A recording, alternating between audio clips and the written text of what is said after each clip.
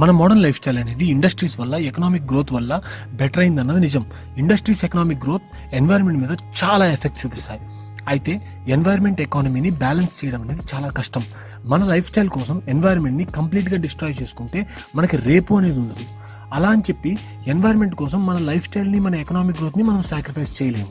అయితే ఒక ఇండస్ట్రీ కానీ, ఒక గవర్నమెంట్ కానీ ఏదైనా ఒక ప్రాజెక్ట్ చేసేటప్పుడు ఆ ప్రాజెక్ట్ వల్ల వచ్చే లాభాలు ఏంటి అంటే జాబ్స్ పరంగా కానీ, మనీ పరంగా కానీ, ఎలక్ట్రిసిటీ లాంటి గూడ్స్ వల్ల కానీ నష్టాలు ఏంటి, అది పొల్యూషన్ వల్ల అయితేనేమి, లోకల్ కమ్యూనిటీస్ వల్ల జరిగే నష్టం అయితేనేమి, ఇది లాభాలు నష్టాలని అనలైజ్ చేసి లాభాలు నష్టాల కన్నా ఎక్కువ ఉంటే దానికి ఎన్వైరన్మెంట్ క్లియరెన్స్ ఇవ్వడం అనేది జరుగుతుంది. అయితే ఈ ప్రాసెస్ని ఎన్వైరన్మెంటల్ ఇంపాక్ట్ అసెస్మెంట్ అంటారు. ఇండియన్ గవర్నమెంట్ ఈ ప్రాసెస్ని చేంజ్ చేయడానికి ఒక కొత్త ప్రపోజల్ని తీసుకువచ్చింది. EIA 2020 ప్రపోజల్లో చాలా ప్రాబ్లమేటిక్ థింగ్స్ ఉన్నాయని చాలా మంది యాక్టివ్గా అపోజ్ చేస్తున్నారు. అయితే EIA 2020 గురించి మరిన్ని డీటెయిల్స్ తెలుసుకోబోయే ముందు welcome to Hindustan and code. This is host money.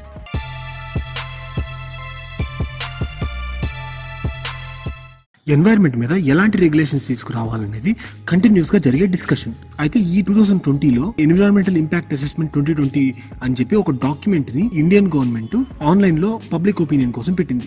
జనరల్గా ఏ మేజర్ పాలసీ అయినా కానీ ఇంప్లిమెంట్ చేయే ముందు దాన్ని పబ్లిక్ రికార్డులో పెట్టాలి కొన్ని మంత్స్ ముందు. అయితే ఇప్పుడు ప్రస్తుతానికి అది ఆన్లైన్లో పెట్టి పబ్లిక్ ఒపీనియన్స్కి అది ఓపెన్గా పెట్టింది. ముందు EIA 2020లో ఉన్న బేసిక్ ప్రాబ్లమ్స్ ఏంటో ఒకసారి మనం చూద్దాం.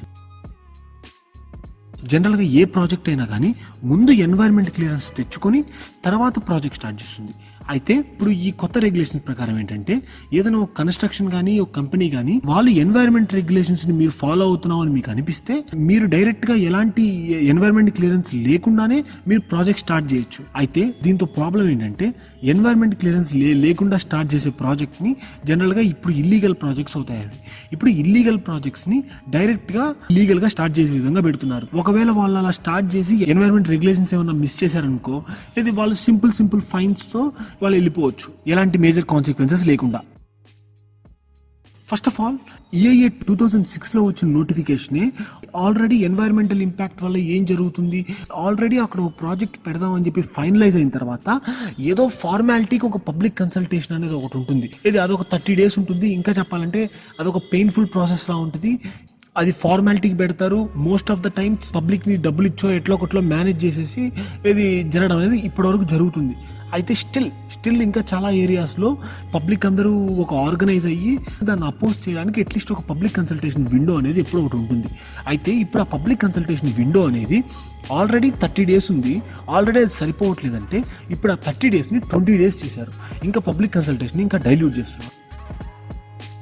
ఇప్పుడు ఏ కంపెనీ అయినా కానీ ఆల్రెడీ ఎన్వైరన్మెంట్ క్లియరెన్స్ వచ్చేసి ఆల్రెడీ వాళ్ళు ప్రొడక్షన్ స్టార్ట్ చేసిన తర్వాత టైం టు టైం వాళ్ళు గవర్నమెంట్కి రిపోర్ట్ సబ్మిట్ చేస్తూ ఉండాలి. ఆ రిపోర్ట్స్ ఏంటంటే మేము ఇచ్చిన గైడ్ లైన్స్ని మేము ఫాలో అవుతున్నాము, ఇది మేము ఎక్కువ ఎమిషన్ చేయట్లేదు, మేము ఎక్కువ పొల్యూషన్స్ చేయట్లేదు, like what ever it is. మొత్తం వాళ్ళ కంపెనీలో ఉన్న డీటెయిల్స్, వాళ్ళు ఏ విధంగా ఏది EIAకి కంప్లై అవుతున్నారని చెప్పేసి ఆ రిపోర్ట్స్ అనేవి ఇవ్వాలి.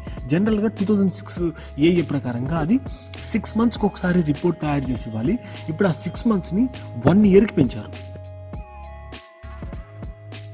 ఇది one of the biggest problematic things ఇది అయిపోయింది. ఇప్పుడు ఏదైనా ఒక ప్రైవేట్ కంపెనీ కానీ ఏదన్నా కానీ వాళ్ళు ఎన్వైరన్మెంట్ రెగ్యులేషన్స్ని ఏది చేస్తూ బాగా పొల్యూట్ చేస్తున్నారు అనే ఒక థింగ్ ఉంటే నువ్వు ఒక యావరేజ్ సిటిజన్వి, ఆ దగ్గరలో ఉన్న సిటిజన్ కానీ ఒక యాక్టివిస్ట్ కానీ దాని గురించి తెలిసి నువ్వు గవర్నమెంట్కి రిపోర్ట్ చేసే రైట్ అనేది లేదు ఇప్పుడు ప్రస్తుతానికి. అంటే డైరెక్ట్ ఇప్పుడు వాళ్ళు ఏమన్నా ఎన్వైరన్మెంట్ రెగ్యులేషన్స్ కానీ ఏమన్నా వైలేట్ చేస్తే దాన్ని రిపోర్ట్ చేసే రైట్ ఓన్లీ సోమోటో అప్రూవల్, అంటే సెల్ఫ్గా వాళ్ళంతటా వాళ్ళు రిపోర్ట్ చేసుకోవాలి.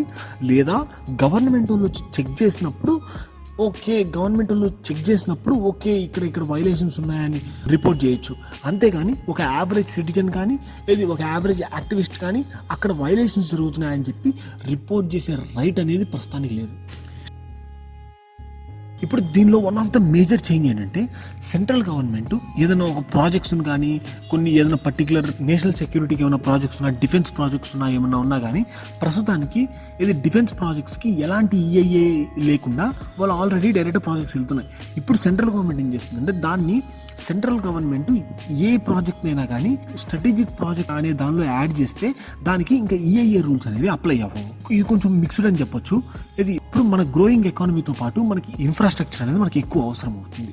అయితే మన సిటీస్లో ట్రాఫిక్ జామ్స్ వల్ల టైం వేస్ట్, ఇంకా పొల్యూషన్ చాలా యాడ్ అవుతుంది. అయితే దీనికి మెట్రోస్ చాలా హెల్ప్ అవుతాయి. ఒక సిటీలో మెట్రో ప్రాజెక్ట్ కట్టాలంటే కొన్ని ఏరియాస్లో ట్రీ కట్ చేయాల్సిన అవసరం ఉంటుంది. అయితే దీనికి ఎన్వైరన్మెంటలిస్ట్ నుంచి చాలా చాలా అపోజిషన్ వస్తుంది. మీరు ఇంకా చెప్పంటే ఢిల్లీ ముంబై ఎక్స్ప్రెస్ వే కానీ, కోస్టల్ రోడ్ ప్రాజెక్ట్స్ కానీ, ఎన్వైర్న్మెంట్కి ఓవరాల్గా బెనిఫిట్ అయ్యే ప్రాజెక్ట్స్ కూడా ఏదో అక్కడక్కడ కొన్నిసార్లు ట్రీస్ కట్ చేయడము, ఇది కట్ చేయడము ఇలాంటివి వస్తాయి. దీనివల్ల చాలా హర్డిల్స్ అనేది ఫేస్ చేయాల్సి వస్తుంది. ఇప్పుడు ఇలాంటి ప్రాజెక్ట్స్ని స్ట్రాటజిక్ అని పేరు పెట్టి ఫినిష్ చేయడం అనేది అంత బ్యాడ్ థింగ్ ఏం కాకపోవచ్చు. అలా అని చెప్పి సెంట్రల్ గవర్నమెంట్ ఇష్టం వచ్చినట్టు ప్రతి ప్రాజెక్ట్ని స్ట్రాటజిక్ అని చెప్పేసి నోరు మూసుకొని కూర్చోండి అని చెప్పడం కూడా అంత మంచిది కాదు. ఇప్పటి వరకు ఇది 20,000 స్క్వేర్ మీటర్స్ కన్నా తక్కువ ఏరియాలో ప్రాజెక్ట్ ఏదైనా ఉంటే దానికి ఈఐఏ ఎలాంటి ఎన్వైరన్మెంట్ క్లియరెన్సెస్ అనేవి తీసుకోవాల్సిన అవసరం లేదు. అయితే ఇప్పుడు దాన్ని 20,000 స్క్వేర్ మీటర్స్ని ఇప్పుడు 1,50,000 స్క్వేర్ మీటర్స్ పెంచారు. ఒకేసారి 7.5 times పెంచారు. ఇండియన్ గవర్నమెంట్ ఏప్రిల్ 11న ఈ డాక్యుమెంట్ని ఆన్లైన్లో అప్లోడ్ చేసింది. కరోనా వైరస్ లాక్డౌన్ అనేది ఎక్స్ట్రీమ్ పీక్లో ఉన్నప్పుడు ఈ డాక్యుమెంట్ అప్లోడ్ చేయడము, జనాలు దీని గురించి కనీసం డిస్కస్ చేసే ఛాన్స్ అనేది కూడా లేని టైంలో ఇది అప్లోడ్ చేయడము, దీని గురించి ఎక్స్టెండ్ చేయమంటే చివరికి ఏంటిది ఏప్రిల్ 11th నుంచి జూన్ 11th దగ్గర నుంచి జూన్ 30th ఏదో ఒక 20 days ఎక్స్టెండ్ చేసింది, కానీ ఎక్స్టెండ్ చేయలేదు. అయితే తర్వాత చాలా ఆర్గనైజేషన్స్, చాలా మంది ఢిల్లీ హైకోర్టుకి వెళ్ళి అపీల్ చేస్తే చివరికి హైకోర్టు దాన్ని ఏప్రిల్ 11th దాకా ఎక్స్టెండ్ చేసింది. అయితే తర్వాత letindiabreathe.in ఇంకా కొన్ని ఆర్గనైజేషన్స్ భయంకరంగా క్యాంపెయిన్ చేసింది ఈఏఏకి అగెన్స్ట్ గా. అయితే వాళ్ళ వెబ్సైట్ లో ఇది చదివి ఏ విధంగా అపోజ్ చేయొచ్చు అని దానికి వాళ్ళు కొన్ని గైడ్ లైన్స్ పెట్టడం, కొన్ని కాపీ పేస్ట్ పెట్టడం, వాళ్ళు ఏ విధంగా ఎవరికి మెయిల్ చేయాలని చెప్పేసి వాళ్ళు క్యాంపెయిన్ లాగా రన్ చేశారు. అయితే ఇండియన్ గవర్నమెంట్ వాళ్ళ మినిస్ట్రీకి ఎక్కువ మెయిల్స్ వస్తున్నాయని చెప్పేసి ఆ వెబ్సైట్ని బ్లాక్ చేశారు. అంతేకాకుండా ఇంకో 2 వెబ్సైట్స్ కూడా ఈఏఏ గురించి ఏవైతే క్యాంపెయిన్ చేస్తున్నాయో ఆ వెబ్సైట్స్, ఇంకో 2 వెబ్సైట్స్ని కూడా బ్లాక్ చేశారు. దీంతో అఫీషియల్గా ఇండియన్ గవర్నమెంట్ ఎన్విరాన్మెంటలిస్ట్ గ్రూప్స్ని సెన్సార్ చేస్తుందని చెప్పేసి ఇది ఒక సీరియస్ కన్సర్న్ అయిపోయింది. అయితే జనాలు కమ్యూనికేట్ చేసుకొని లాక్డౌన్ లేకపోయినా గవర్నమెంట్ సెన్సార్షిప్ చేస్తున్నా కానీ స్టిల్ ఈఏఏ మెయిల్స్కి ఒక 17 lakhs సజెషన్స్ అండ్ అబ్జెక్షన్స్ అనేవి వచ్చినాయి. దీనిలో ఆఫ్కోర్స్ చాలా రిపిటేటివ్ ఉంటాయి. ఎంతమంది ఇండివిజువల్ యూజర్స్, ఎంతమంది ఇండివిజువల్ ఈమెయిల్స్ అని చెప్పి ఇంకా రిలీజ్ చేయలేదు. బట్ ఇంత లాక్డౌన్ టైంలో కూడా 17 lakh రెస్పాన్సెస్ రావడం అంటే అది మామూలు విషయం కాదు. అయితే ఆ 17 lakh సజెషన్స్ బట్టి ఈఏఏ డాక్యుమెంట్లో చేంజెస్ చేస్తారని ఎక్స్పెక్ట్ చేస్తూ సైనింగ్ ఆఫ్. హిందుస్థాన్ అన్కోడ్ తరపు నుంచి మేము ఎన్వైర్న్మెంట్ స్టోరీస్ కూడా మేము కవర్ చేస్తాము. అయితే మీకు ఎన్వైర్న్మెంట్ స్టోరీస్ మీద ఇంట్రెస్ట్ ఉన్నట్లయితే మా ఛానల్కి సబ్స్క్రైబ్ అవ్వండి. అలాగే ఈ వీడియో నచ్చినట్లయితే లైక్ చేయండి. అలాగే ఈ వీడియోలో చెప్పినటువంటి ఈఏఏ డాక్యుమెంట్ గురించి, దానిలో ఉన్న ప్రాబ్లమాటిక్ థింగ్స్ గురించి ఇది డిస్కస్ చేస్తున్నటువంటి ఆర్టికల్స్ని, మెయిన్ ఈఏఏ డాక్యుమెంట్ని, వాటన్నిటి లింక్స్ని నేను డిస్క్రిప్షన్లో యాడ్ చేస్తాను. ఒకసారి మీరు కూడా వెళ్ళి ఆ డిస్క్రిప్షన్లో చూడండి.